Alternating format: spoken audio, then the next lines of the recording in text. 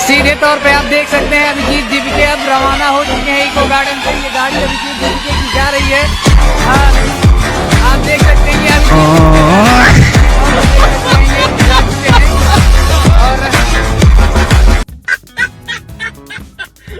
बहुत नीचा आदमी।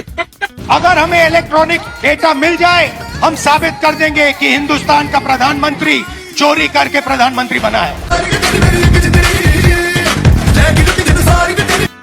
स्वागत है आप सभी का एक और नया वीडियो में, जहां हम आपको दिखाने वाले हैं कि टीवी न्यूज़ की दुनिया में क्या हलचल मची है और कैसे ये ड्रामा आपको हंसाता है, कभी कभी गुस्सा भी दिलाता है। तो ये सब ज़रूरी है आपके ज्ञानवर्धन के लिए भी, और साथ ही साथ थोड़ा सा मनोरंजन का तड़का भी होता है इन डिबेट्स में। तो देखते हैं कुछ डिबेट्स के कुछ मज़ेदार लेटेस्ट ब्रांड न्यू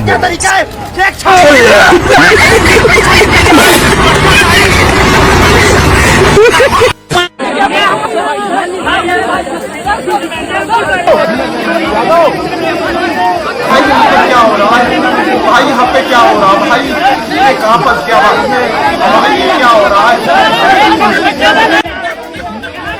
बहुत नीचा आदमी। यहाँ तक नीचे धरती में कोई न होएगा। लेकिन इससे पहले लखनऊ के इको गार्डन में ये प्रोटेस्ट चल रहा है और साथ साथ इसमें विवेक सर नाम के जो कोचिंग टीचर हैं एग्जामपुर वाले, उनको उठा लिया गया है, पुलिस ने डिटेन कर लिया गया है, ये भी खबर आ रही है।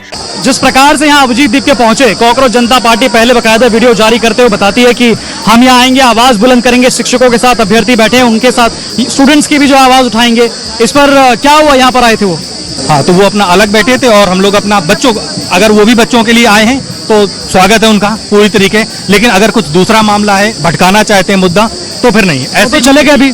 हाँ, तो चले गए, अगर मुद्दा भटकाना है चले गए तो फिर उनकी मर्जी। अगर बच्चों के साथ में है तो बच्चों के साथ में रहना चाहिए था। हम लोग अभी तक हैं तो बच्चों के साथ में है, दिखावा करने नहीं आए, है ना। हमारा कोई मुद्दा, कोई हमारा पार्टी से नहीं, कोई हमारा कुछ नहीं, ये प्रोटेस्ट बस हमारा जो है बच्चों के लिए ही है। लाठी जरा पास से दिलाती हूँ, अंकल के हाथ में लाठी है। कतई आपने अगर भारत माता के खिलाफ कुछ बोला, वहीं पड़ेगा जहाँ अंकल जी देखिए, अंकल जी एक स्माइल कर दीजिए, एक स्माइल, देखिए अंकल जी एक स्माइल, ये और उठा लेना, पहले बता दिया लट देख रहे हैं, अगर कुछ बोले ना ये लट आएगा जहाँ आप समझ रहे हैं।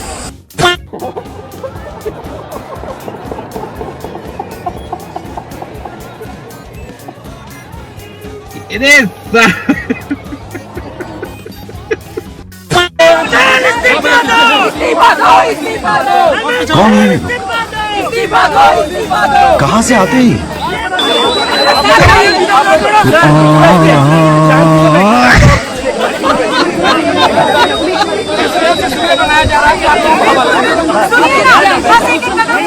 क्या हो रहा है भाई, यहाँ पे क्या हो रहा है भाई, ये कहाँ फंस गया भाई, ये क्या हो रहा है। किसी ने कुछ नहीं बुलाया था उनको। अरे हम यूपी वाले भैया, हमारा एग्जाम है, हम अपना धरना करके मांग कर लेंगे। तो अपनी रोटियां सेकने की मांग। बिल्कुल बिल्कुल मैम, इनको हटाइए आप लोग। और मैं भी यही अपील करना चाहता हूँ कि भैया कॉकरोच वाले बाहर जाएं भैया। क्रांति करने निकले थे, लेकिन हर शहर से रियलिटी चेक लेकर लौट रहे हैं। पहले जंतर मंतर गए, इन्हें लगा कुछ तो क्रांतिकारी करके आएंगे, लेकिन भीड़ नहीं आई। अब लगा कि शायद गलत जगह थी। फिर पहुंचे पुणे कॉलेज कैंपस में, जहां छात्र पहले से मौजूद थे, लेकिन वहां पर भी मुश्किल से 400 लोग दिखे। फिर दीप के साथ पहुंचे लखनऊ, देखा गया छात्रों का प्रोटेस्ट पहले से प्लान है, भीड़ पहले से मौजूद है, तो सोचा चलो आज ही पहुंचते हैं। शायद लगा कि दूसरों की भीड़ में खड़े होकर फुटेज मिल जाएगी और क्रेडिट भी मिल जाएगा, लेकिन वही पूरा खेल उल्टा पड़ गया। क्योंकि जिन छात्रों के नाम पर ये वहां रिवॉल्यूशन करने गए थे, उन्हीं छात्रों ने साफ कह दिया कि ये छात्रों का आंदोलन है भाई, किसी पार्टी का नहीं, और हम नेता नहीं बल्कि नीति का विरोध कर रहे हैं, हमें आपकी जरूरत ही नहीं है। किसी पार्टी का आंदोलन नहीं है, हम यहाँ नीति का विरोध करने आए हैं, नेता का विरोध करने नहीं आए। इस बात को ध्यान दीजिए, सरकार विरोधी नहीं है, हम सरकार के साथ है, लेकिन हमारी जो मांगे हैं, हमें अपनी वो मांगे मनवानी है। लेकिन इन्हें अभी भी समझ नहीं आ रहा है कि इंकलाब ऐसे नहीं आता है भाई। आपको लगता है कि एक दिन उठकर आप इंस्टाग्राम पर पोस्ट डाल दोगे, सोशल मीडिया पर ऐलान कर दोगे और लोग तुम्हें अपना नेता मान लेंगे। नहीं, क्रांति ऐसे सोशल मीडिया से 4 दिन में नहीं आती है। क्रांति जमीन पर सालों की मेहनत से आती है, लोगों का विश्वास जीतने से आती है। और यहाँ सीजेपी को लिटरली हर शहर से रियलिटी चेक मिल रहा है, फिर भी ये लोग मान ही नहीं रहे हैं। अब इनका ये रिवॉल्यूशनरी टूर अमृतसर जाएगा, जहाँ किसान रोज प्रदर्शन कर रहे हैं। देखो वहाँ कौन आता है कौन नहीं, ये तो अलग बात है, लेकिन अगर पहले से चल रहे किसी आंदोलन की भीड़ को अपनी भीड़ बताकर उसका क्रेडिट लेने की कोशिश होगी, तो लोग उसे भी देखेंगे और समझेंगे भी। लेकिन एक बात कहनी थी मुझे कि ये यूथ मूवमेंट कम और पीआर कैंपेन ज्यादा लग रहा है, क्योंकि जनता साफ संकेत दे रही है कि उसे बोरोड क्राउड्स और मैन्युफैक्चर्ड लीडरशिप नहीं चाहिए। ये यूथ मूवमेंट नहीं है भाई, एक आदमी का पीआर टूर है, जो हर शहर में दूसरों की मेहनत पर अपना नाम चमकाने की कोशिश कर रहा है। और हर बार इन्हें वही जवाब मिल रहा है कि तुम्हारी जरूरत नहीं है, फिर भी दीप के साथ को समझ नहीं आता। भाइयों अभी देख सकते हैं, एक तो बेचारा ये जो है 2 फुट के है और उसको ढक दिया है पूरी तरह से। क्या बाइट देंगे नहीं देंगे कुछ पता नहीं चल रहा है। अब देख सकते हैं इतना भीड़ है कि उसको पता भी नहीं चल रहा है उसका चेहरा है या नहीं है, सिर्फ कैमरा ही कैमरा दिख रहा होगा। चेहरा है चेहरा है। तो आप इतनी सिलेक्टिविटी क्यों इस समय? देखिए मैं सिलेक्टिव में बताता हूँ, कई बार जो अनभक्त है वो अपनी आवाज़ नहीं उठा रहे हैं।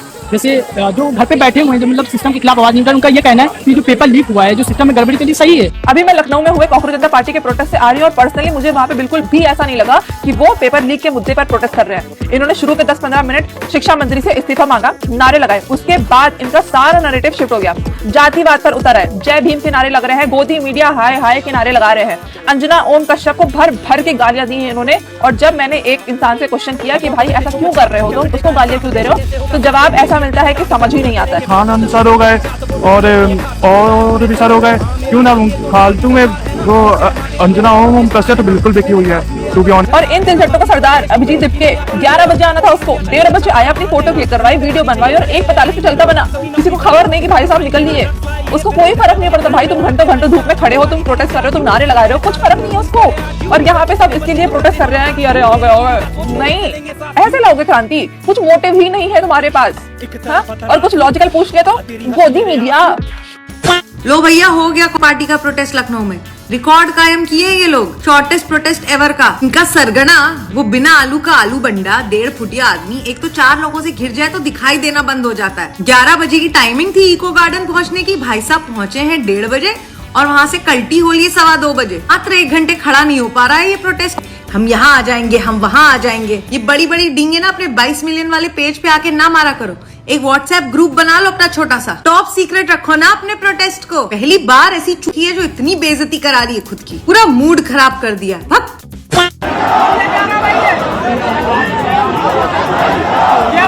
किसी कांग्रेस जनता पार्टी का नहीं है, उसकी मांग उठाने आए हम अपनी। हटाओ जो कोकरोच वाले कौन है रखो यहाँ पे, हटाओ भाई यार, तुम लोग तो इतने समझदार हो, अपने आपकी आवाज उठाने आए, कोकरोच की आवाज उठाने आए हो।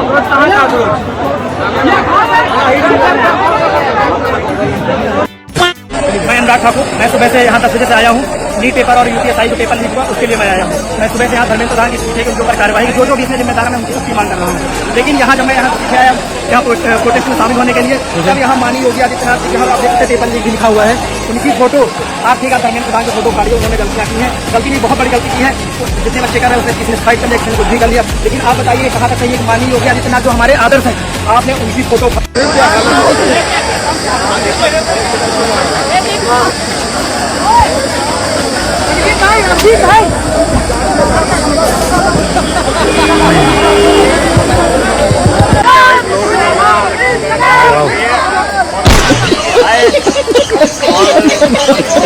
दोस्तों अभी हम लखनऊ के इको गार्डन में मौजूद हैं और यहाँ के अगर हम लोगों की संख्या बताएं तो पुलिस वालों की संख्या मतलब 3 गुना ज़्यादा है प्रोटेस्ट करने वालों से। इधर ये है प्रोटेस्ट करने वाले और ये इधर पुलिस की तैनाती इतनी ज़्यादा है और सबके हाथ में मोटा मोटा लगता है।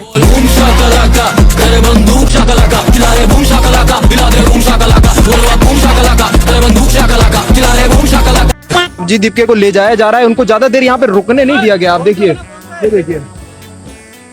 ये देखिए किस तरीके से पुलिस पूरी प्रोटेक्शन में लगी हुई है और उनको यहाँ से ले जा रही है। देखिए इस तरीके से अभिजीत दीपके को यहाँ से ले जाया गया है, ज्यादा देर उन्हें प्रोटेस्ट में रुकने नहीं दिया। योगी जी ने पूरे लखनऊ की जो पुलिस फोर्स है वो इस प्रोटेस्ट में भेज दी है, तो आप देखेंगे कि पुलिस फोर्स ही पुलिस फोर्स है। मुझे नहीं लग रहा कि इतने लोग भी जो हैं वो इस प्रोटेस्ट में शामिल होने के लिए इको गार्डन पहुंचेंगे, जितने की यहाँ पे पुलिस फोर्स इकट्ठी हो गई है। इधर में कॉकरोच जनता पार्टी का प्रोटेस्ट चल रहा है और इधर में पुलिस वेट कर रही है कि कब यहाँ पे बवाल हो और कब अपना डंडा जो है हम सीधा करें।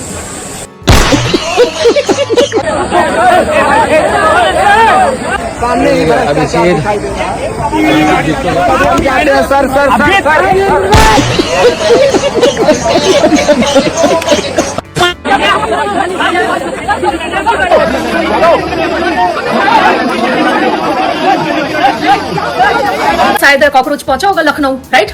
अब दिल्ली तक तो फिर भी ठीक थे, 200-500 लोग आए थे। हमने सुना कि भाई लखनऊ में तो इनके वहां पे बढ़िया और मुश्किल से 50-60 लोग वहां बैठे धरना डाल। पता है मेरे चाचा जी ना, दादा है तुम्हारे दादा, ठीक है, वह ऐसे गेम खेलना जानते हैं अच्छी तरह। उन्होंने तुझे जगह जगह छोड़ रखा, तू जगह जगह जाके भौंकता रहे, होना कुछ नहीं है तेरा, धीरे धीरे तेरे बंदे कम होंगे।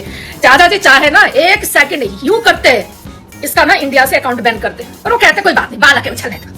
कॉकरोच कितने दिन तक फड़फड़ाएगा, कितने दिन तक उड़ेगा, एक दिन तो चप्पल के नीचे आए। अच्छा यार, हम लोग अंधभक्त है, कम से कम एक ट्रेंड में फिट होने के लिए अपने देश को गाली तो नहीं बकते इन तिलचट्टों की तरह। तो दोस्तों, अगर आप एक सच्चे सनातनी हो तो वीडियो को लाइक जरूर करना और ऐसे ही धर्म से जुड़ी सच्ची बातें सुनने के लिए चैनल को सब्सक्राइब जरूर करना। मिलते हैं अगली वीडियो में, तब तक के लिए जय श्री राम। तो भाइयों, कॉकरोचों का सेनापति दीमक वो इको गार्डन आज लखनऊ पहुंचा। अब वहां पहुंच गया, मगर इसके साथ 3 दिक्कतें हो गई। देखो, पहली 2 दिक्कत तो दिल्ली से चली आ रही है। पहली तो गर्मी के इलाज के लिए तो ये एक आदमी अपने साथ लेके गया था जो इसके पंखे से हवा करता रहे। और जैसे ही कैमरा सामने आया ना तो उसे मना करने लगा, अबे हवा मत कर, नहीं तो रील बन जाएगी, फिर वायरल कर देंगे लोग मुझे। पर जो हवा कर रहा था वो ये सोच रहा था अगर हवा नहीं करी ना तब तेरी रील बनेगी। इसलिए वो बार-बार हवा कर रहा था। दूसरी दिक्कत भी दिल्ली से चली आ रही है। इसके फिर सपोर्टर नहीं पहुंचे वहां पर। सबसे बड़ी दिक्कत तो तीसरी थी, जितने वहां लोग आए थे लगभग उससे 3 गुना तो वहां पर फोर्स थी योगी जी की, और साथ में मोटे-मोटे लट लेके बैठा दिया। सारे के सारे इंतजार कर रहे थे कैसे भी कोई देश विरोधी नारे लगाए और ये लट पीना स्टार्ट करे। इस चीज को देखते हुए इस दीमक ने ना अपना दिमाग चलाया और वहां से सही 1.5 घंटे में ये तीतर हो लिया। और इसे पता थी अगर किसी और ने गलती से भी नारे लगा दिए ना देश विद्रोही तो भाई 1.5 घंटे में वहां से तीतर हो लिया। वहां रुका नहीं, ये बैठेंगे धरने पे, जिन पे 1.5 घंटे भी अपने धरने पे बैठा नहीं गया। भाइयों, आपकी क्या राय है कमेंट में बताना। जय।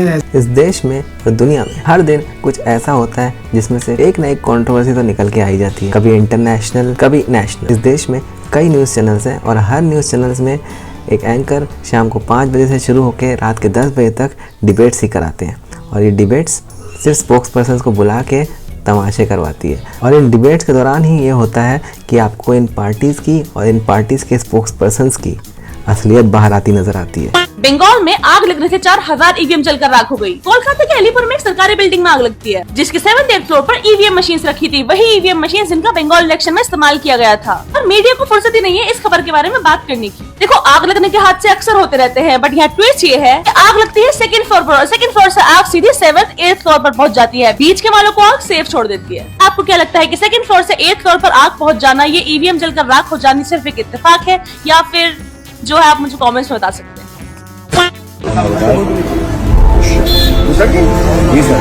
आज big loss to the industry. हाथ में पोस्टर थे, क्या लिखा हुआ मैम? इसमें लिखा हुआ है ये देश हमारा है, किसी के बाप का नहीं है। क्या जरूरत पड़ गई है सब लिखने की? क्योंकि जो लोग पावर में बैठे हुए हैं उनको लगता है कि वो जनता के ऊपर है। वो जनता के ऊपर नहीं, वो जनता के नौकर है। उनको ये चीज समझनी चाहिए। हमको चाहिए तो व्यवस्था परिवर्तन, लेकिन सत्ता परिवर्तन के बिना वो पॉसिबल नहीं है। क्योंकि जो लोग अभी इस समय सत्ता में है उनको आज की जनता से कोई फर्क नहीं पड़ता। उनको नॉर्मल आदमी की प्रॉब्लम क्या है उनको उससे कोई फर्क नहीं पड़ता है। तो अगर ऐसी सत्ता रहेगी तो कैसे परिवर्तन आएगा? बाजार की दीवार पर लिखा था कि यहाँ शेर भी अपनी पूंछ से झाड़ू लगाता है, लेकिन गुरुवार की सुबह जैसे ही सूरज की पहली किरण पड़ी ये मजार वहाँ से गायब, गुम्बद गायब, चबूतरा गायब और तो और वहाँ का सारा मलबा भी गायब।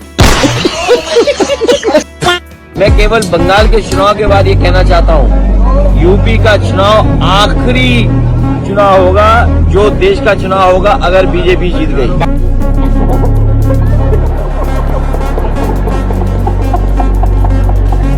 कहा जाता है कि पहले आप कहीं भी जाती हैं, आप अमेरिका जाती हैं, इंग्लैंड जाती हैं और कहीं भी जा सकती हैं आप, लेकिन क्या आप मस्जिद में जा सकती हैं? ये बात कही जाती है मेरी इस तस्वीर को निशाना बनाकर। हालांकि ये दुरुस्त नहीं है। ये तस्वीर एक वीडियोग्राफी के दौरान एक न्यूज वीडियो में बना रही थी और उस दौरान ये तस्वीर वहां क्लिक की गई। मैं मस्जिद के अंदर गई थी, ये जामा मस्जिद की तस्वीर है। लेकिन आज चर्चा इसी बात पर, मुस्लिम औरत, मजलूम औरत, प्रताड़ित औरत, ऑप्रेस्ड औरत, और ऑप्रेस्ड किसके हाथों? मुस्लिम पुरुषों के हाथों। क्या इन सवालों में सच्चाई है? नरेंद्र मोदी के पिछले 12 साल के कार्यकाल में एक राजनीतिक पत्रकार की हैसियत से मेरा आकलन यह है कि सिर्फ महिलाओं के इर्द गिर्द राजनीति हुई है। हिंदू महिला और मुस्लिम महिला। जी आप हैरान होंगे सुनकर एक ऐसा व्यक्ति जो ये कहता है अपने आप को कि वो 56 सीना, खुद उन्होंने कहा प्रधानमंत्री ने, मैंने नहीं, तो 56 सीने के प्रधानमंत्री की मर्दाना राजनीति के इस पूरे नैरेटिव के केंद्र में है महिलाएं। हिंदू महिलाएं पूरा लव जिहाद से लेकर और तमाम तरह के वो मुद्दे, और उधर मुस्लिम महिलाएं भी 3 तलाक से लेकर महिलाओं की मस्जिद में एंट्री, ये तमाम मुद्दे लगातार ट्विटर पर इस तरह से छाए रहते हैं। एक बार सारे भाई जाकर ये वीडियो देखो। टेस्ट कोई भी हो, मुद्दा कोई सा भी हो, पर अपना काम करने जरूर पहुंच ही जाते हैं। इसको पता नहीं बीजेपी से आरएसएस से कितना पैसा आता है, ये हर प्रोटेस्ट खराब करने पहुंच जाता है। चाहे हिंदू प्रोटेस्ट कर रहे हो, चाहे मुसलमान प्रोटेस्ट कर रहे हो, चाहे कोई भी। अब इस वीडियो को देखो। इतनी सी छोटी बात पर जिंदगी खराब ना की जाए। मैं आगे उत्तर प्रदेश ही नहीं आऊंगा सर कभी भी। मेरी गलती ग्रेजुएशन की है, मैं जर्नलिस्ट बनना चाहता था, मेरी गलती। तो वॉइस का तो पत्रकार बनने का सपना शुरू होने तो पहले ही खत्म कर दिया। ना ना ना ना, ये अच्छी बात नहीं। आज ये मीम परफेक्टली सूट कर रहा है सीजेपी लीडर अभिजीत दिपके पर, क्योंकि लखनऊ में इनका रिवॉल्यूशनरी मिशन शुरू होने से पहले ही खत्म हो गया। इस वीडियो को ध्यान से देखिए। भाई साहब लोगों के बीच जाते हैं और बोलते हैं कोई भी पीछे नहीं हटेगा, and in the next moment खुद कार में बैठकर निकल जाते हैं। 1 घंटे के अंदर ही इनकी इनकलाब एक्सप्रेस लखनऊ से दिल्ली के लिए रवाना हो गई। अब हुआ कुछ यूं कि लखनऊ में 31 मई को टीचर्स और स्टूडेंट्स ने अनाउंस किया था कि 12 जून को इको गार्डन लखनऊ में एग्जाम रिलेटेड इशू पर प्रोटेस्ट होगा। अब दिल्ली और पुणे के फील्ड प्रोटेस्ट के बाद जैसे ही कॉकरोच अभिजीत दिपके को पता चला कि भाई यहाँ पर भीड़ जमा होने वाली है, तो उन्होंने भी सेम डेट और सेम जगह पे अपना प्रोग्राम अनाउंस कर दिया। मतलब दूसरों की भीड़ में अपना एजेंडा चलाने के लिए मुंबई से फ्लाइट पकड़ी है, लखनऊ पहुंचे हैं और साथ में कुछ एसएफआई और एआईएसआई वाले भी लेकर आ गए। लेकिन जिनके प्रोटेस्ट को हाईजैक करने आए थे ना, उन्होंने भी बोल दिया कि भाई साहब हमारा कॉकरोच जनता पार्टी है, किसी भी पॉलिटिकल पार्टी से कोई लेना देना ही नहीं है। और किसी पार्टी का आंदोलन नहीं है, किसी पार्टी का आंदोलन नहीं है। हम यहाँ नीति का विरोध करने आए हैं, नेता का विरोध करने नहीं आए। इस बात को ध्यान दीजिए। अब दिपके जी को लगा कि चलो कोई बात नहीं, कम से कम स्टेज और माइक तो दे ही देंगे, लेकिन ऑर्गेनाइजर ने तो वहां भी फुल सर्विस मोड ऑन कर दिया और किसी चीज की परमिशन दी ही नहीं। No speech, no stage, no microphone, nothing. और फिर शुरू हुआ दुनिया का सबसे छोटा रिवॉल्यूशन। धूप में 1 घंटा भी नहीं टिकाई है कॉकरोचेस, और फिर मुंबई से लखनऊ और लखनऊ से सीधा दिल्ली। 2 बजे इनका अराइवल हुआ और 3 बजे डिपार्चर हो गया और कॉकरोच अभिजीत दिपके का ऑपरेशन भीड़ चोरी सक्सेसफुली फेल हो गया। And Bengal political history has always been a violent history. The nature of Bengal's politics for the last 30 years has always been a bit of a violent political history. আপনারা যে আমার জন্য অপেক্ষা করছেন হাতে দিন নিয়ে প্রত্যেকটার মুখ দেখা যাচ্ছে। You can be recognized, you can be identified. এখন আমি কি করব? আমি তো এফআইআর করব। ম্যাজিস্ট্রেট যদি না শুনে সেটা আমি হাইকোর্ট করব। हाईकोर्ट যদি না করে আমি সুপ্রিম কোর্ট করব। दोस्तों सब खत्म हो गया, जो खेल रचा गया था वो आज पूरा हो गया। हमारा बोलना, आपका चिल्लाना और वोट डालना सब बेकार गया। लोकतंत्र का जनाजा उठ चुका है और हम सब तमाशा देख रहे हैं। यही सोच रहे हैं ना आप कि ये लड़की क्या बोल रही है, क्या सब कुछ खत्म हो गया? जी नहीं, हम सब कुछ खत्म नहीं होने देंगे। लेकिन कोलकाता में जो हुआ उसने पूरे देश की जनता को हिला के रख दिया है। कोलकाता के अलीपुर में एक सरकारी इमारत में आग लगती है, 3री 4थी मंजिल पे धुआं उठता है और वो आग जादू की तरह बीच की मंजिलों को छोड़कर 9वीं मंजिल पे पहुंच जाती है। वहाँ कोई आम सामान नहीं रखा था, वहाँ रखी थी 4000 ईवीएम मशीनें। हाँ, वही मशीनें जहाँ अभी बंगाल की जनता ने अपनी किस्मत, अपनी उम्मीदें और अपना वोट बंद किया था। वो 4000 मशीनें जल के अब कोयला बन चुकी हैं, राख हो चुकी हैं। अब आम जनता क्या सोच रही है जानते हैं? हर कोई पूछ रहा है कि ये आग लगी है या लगाई गई है। अरे जब मंत्री खुद कह रहे हैं कि ये साजिश हो सकती है, तो देश की जनता पागल थोड़ी है कि चुप बैठेगी। आम जनता सड़कों पे बात कर रही है कि साहब हमारे घर में छोटा सा शॉर्ट सर्किट भी हो जाए ना तो हमें पता लग जाता है। यहाँ पूरी 9 मंजिल की सरकारी इमारत जल गई, वो भी ऐसा कमरा जहाँ परिंदा भी पर नहीं मार सकता। आखिर वो आग कैसे लगी? किसी ने मशीन ही सुहा हो गई। ये सिर्फ प्लास्टिक और लोहे की मशीन नहीं जली है, ये आम आदमी का भरोसा जला है। मोदी जी आप भी कम नहीं हो, कतई निर्दयी हो। टिकटॉक बंद कराकर आपने हमारे देश के कितने उज्जवल जो भविष्य है वे 4 ठुमके लगा के 4 पैसे कमा लेते, बड़ी सेलिब्रिटी बन जाते हैं। लेकिन आप भी टिकटॉक बंद कराऊंगा। मतलब अर्पित शर्मा है बेचारा, बताओ, इसने शुरुआत ही करी थी ठुमके ठामके लगाने की, आपने तुरंत टिकटॉक बंद करा दिया। अब इस बेचारे को जो है केजरीवाल के शाहरुख ठुमके लगाने पड़ रहा है, 4 गाली फालतू मिल रही है। बताओ मेरा तुम्हारा तुम घंटा क्या मोदी जी, हमें भी 4 ठुमके फालतू देखने को मिल जाता है। आप बिना कतई एंटरटेनमेंट खत्म कर दिया हमारा। मैं पूरी जनता को कहती हूँ भैया ऐसा है, मोदी सरकार से आह्वान करो कि टिकटॉक फिर से ऑन करो। हमारे जो युवा थे बताओ, सबका भविष्य खा गए मोदी जी, जो टिकटॉक पे 4 ठुमके लगा के पैसे कमाने लग रहे थे। बताओ कितनी बड़ी सेलिब्रिटी बन गया। आप अर्पित शर्मा को सेलिब्रिटी बनने दोगे? इतना कहना चाहता हूँ मिस्टर एलविश यादव, तू इधर उधर की बात न कर, जस्ट एक पोस्ट डाल दो।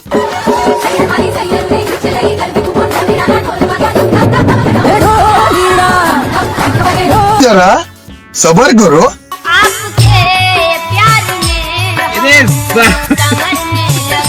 बंगाल में रखी सारी ईवीएम मशीन्स में आग लग गई है, मगर आग कहीं और भी लगी है। और कहाँ लग गई बता रही हूँ, बैठ जा। तो ऑपोजिशन का कहना है कि बीजेपी गवर्नमेंट ने सारी झाड़ फूक आग लगा के सारी ईवीएम मशीन्स उड़ा दी। मगर एक बात बताओ, ये बीजेपी क्यों उड़ाएगी? वोट चोरी और क्या कर सकती है बीजेपी? अगर आप ऐसा ही सोच रहे हो तो let me correct you here. From the day आप इलेक्शन जीतते हो उससे लेके 45 डेज तक एक रिव्यू विंडो होता है, जहाँ पे आप फिर रिक्वेस्ट डाल सकते हैं रिव्यू के लिए कि क्या कैसे हुआ है, इफ आपको लगता है ऑपोजिशन ने सामने से कुछ खपला किया है। और अगर ऐसा है तो ऑपोजिशन को तब क्यों नहीं समझ आया कि ऐसा करना है और अब क्यों आग लगी है? कुछ नहीं मिल रहा, बैठे बैठे बस फुटेज चाहिए इनको। चलो निकलो, आगे बढ़ो।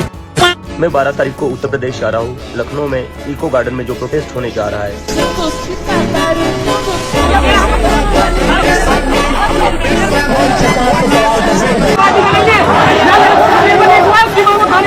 देख सकते हैं अभिजीत दीपके अब रवाना हो चुके हैं इको गार्डन से। मेरे प्रिय कॉकरोचों, उम्मीदें तो आपने जगा दी हैं।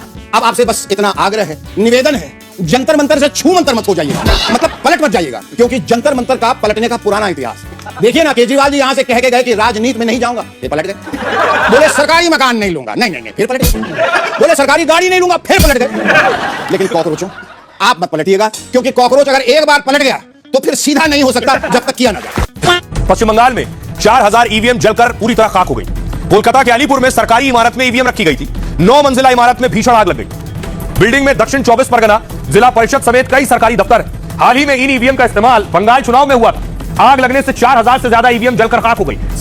कॉकरोच अभिजीत दिप्के को लगा कि सोशल मीडिया पर 22 लाख मिलियन से ज्यादा फॉलोअर्स मेरे हो चुके हैं, बस फिर मेरे तो बड़ा नेता कौन होगा इस दुनिया में। यही वजह है कि उसने दिल्ली में एक बहुत बड़े जो है आंदोलन का आह्वान किया। हालांकि 1000-1200 लोग भी नहीं पहुंचे, ऊपर से गर्मी के मारे बेचारे का बीपी और लो हो गया। तो उसको लगा क्या किया जाए। लखनऊ में ना विवेक सर जो है वो ऑलरेडी एक आंदोलन प्लान कर चुके थे 12 जून को। तो अभिजीत दिप्के को लगा कि भाई भीड़ भाड़ तो वहां होगी, है ना, अपने 15-20 चेले चपाटे ले जाता हूँ, बस जाके मैं जो वो आंदोलन उसको हाईजैक कर लूंगा। और अभिजीत दिप्के वहां पहुंच भी गए, लेकिन बेचारा 15 मिनट भी नहीं टिक पाया वहां पे। वहां के जो स्टूडेंट है ना, उन्होंने धक्के मार के निकाल दिए। इवन उस आंदोलन को जो विवेक सर लीड कर रहे थे ना, पहले उनके सुन लो क्या कह रहे हैं। हमारा किसी भी पार्टी से कोई लेना देना नहीं है। हम तो ये 6 महीने से बैठे थे कि कांस्टेबल के बाद में हमें यहाँ पे आना है। 6 महीने से कॉकरोच पार्टी तो 6 दिन पहले बनी है। जी टिप के साथ से बात हुई नहीं, हमारी कोई बात नहीं है। हमें तो सोशल मीडिया से पता चला। कोई कॉन्टैक्ट क्या? कोई कॉन्टैक्ट। अच्छा, उनके यहाँ आने से क्या बदलाव देखते हैं आप? कोई बदलाव नहीं, क्योंकि सर देख रहे हैं छात्रों के आंदोलन में हमने अपना खड़ा कर लिया, बच्चों से बात की और शिक्षकों से बात की और उनसे पूछा सीजेपी के बारे में, और काफी नाराज थे। उन्होंने कहा कि यहाँ उनको आने को मतलब ऐसे अभिजीत दिप्के कॉकरोच तुझसे आंदोलन ना हो पाएंगे, ठीक है ना। कई तरह बीपी ऊपर नीचे हो जाता है गर्मी में, कहीं पे तेरे को खुद ही आंदोलन वाले धक्का मार के बाहर निकाल लेता है। तेरे जो 22 मिलियन फॉलोअर्स हैं जो तूने सोशल मीडिया पर इकट्ठे कर रखे हैं, एक्चुअली वो आना तो चाहते थे आंदोलन करने के लिए, पर चक्कर क्या है ना, आधे पाकिस्तानी आधे बांग्लादेशी है, वो बेचारे आ नहीं सकते। अब सोशल मीडिया पर तेरे नाम की छाती पीटे जा रहे हैं, लेकिन जमीन पर वो इकट्ठे नहीं हो रहे। तो दोस्तों, कॉकरोच जनता पार्टी के प्रोटेस्ट से अभिजीत दीपके और उनके दोस्त जान बचाकर भागते हैं। दरअसल उस दिन इको गार्डन में एक और तबका था जो प्रोटेस्ट कर रहा था यूपी के एग्जाम्स को लेकर, जैसे यूपी लेखपाल हो गया, यूपीएसआई हो गया। स्क्रीन पर आप नितिन सर को देख रहे हैं और इनके साथियों ने भी बताया कि पिछले 15 दिनों से ये प्रोटेस्ट की तैयारियां कर रहे थे कि 12 जून को प्रोटेस्ट होना है, और इन्होंने किसी भी अभिजीत दीपके को नहीं बुलाया। लेकिन शायद यहाँ के प्रोटेस्ट की योजनाओं की खबर उस तक पहुंच गई होगी। उसने सोचा कि मौके पर दिल्ली वाले पर तो भीड़ हुआ नहीं जंतर मंतर पे, तो यहाँ पर इनकी भीड़ को अपना बता देगा। और कुछ हरकतें भी ऐसी करी उसने। यहाँ पहुंचकर उसने इस प्रोटेस्ट को हाईजैक करने की कोशिश करी। ये मैं नहीं कह रहा, दैनिक भास्कर की रिपोर्ट कह रही है। वहां पे प्रोटेस्ट कर रहे स्टूडेंट्स कह रहे हैं। टीचर्स ने बताया कि स्टूडेंट्स का मुद्दा यूपी के पेपर से ना कि उमर खालिद था, ना कि उमर खालिद की जेल थी, और इनके हिसाब से ना ही किसी मंत्री, प्रधानमंत्री व मुख्यमंत्री की इस्तीफा था। लेकिन according to these teachers, Abhijit Deepke ने इस मुद्दे को पूरा डाइवर्ट करने की कोशिश करी, इसको पॉलिटिसाइज करने का कोशिश करा, और इसीलिए स्टूडेंट्स और जेन्युइन प्रोटेस्टर्स ने अभिजीत को और उसके साथियों को कन्फ्रंट किया। अबे ये सब सस्ती चीजें करना छोड़ दो बे, पिट जाओगे। लखनऊ था ये, लखनऊ में तो इन्विटेशन नहीं मिला। अब मैं तुम्हें इन्वाइट करता हूँ वाराणसी में। ये है अर्पित शर्मा। सोशल मीडिया पर खुद को पॉलिटिकल कमेंटेटर और क्रांतिकारी के रूप में पेश करती हैं, लेकिन आप इनकी ये वीडियोस देखिए। कुछ साल पहले तक डांसिंग रील्स और एंटरटेनमेंट कंटेंट बनाने वाले अर्पित आज पॉलिटिकल एनालिसिस और रेवोल्यूशन के लेक्चर्स देते नजर आते हैं। अब बात करते हैं इनके लेटेस्ट क्लेम की। हाल ही में खबरे आजम विद कुणाल कामरा शो में जंतर मंतर प्रोटेस्ट पर डिस्कशन हुआ। उस डिस्कशन में अर्पित शर्मा का क्या कहना था, ये आप खुद सुनिए। वो दीदी लगातार 3 दिन इतनी गर्मी में दिल्ली में बाहर बैठ कर दिखाई नहीं। अब आप देखिए, मीडिया पर्सन 4-5 हजार का फुटफॉल तो था, एक्सक्लूडिंग मीडिया, एक्सक्लूडिंग पुलिस में, मतलब टोटल आ रहे हैं जा रहे हैं वो टोटल 4-5 हजार का था। बट एक साथ जो कहते हैं ना, एक साथ एक पॉइंट पे इकट्ठा 5 हजार, वो मैं कहूंगा I think including everyone. Protest को कवर करने वाले कई जर्नलिस्ट और मीडिया ऑर्गेनाइजेशंस ने अलग अलग एस्टिमेट्स दिए। अरफा शेरवानी ने तक कहा कि लगभग 500 लोग मौजूद थे। ललन टॉप ने 500 से 1000 लोग बताए, और न्यूज पिंच ने मीडिया और पुलिस को मिलाकर लगभग 2000 लोग होने की बात कही।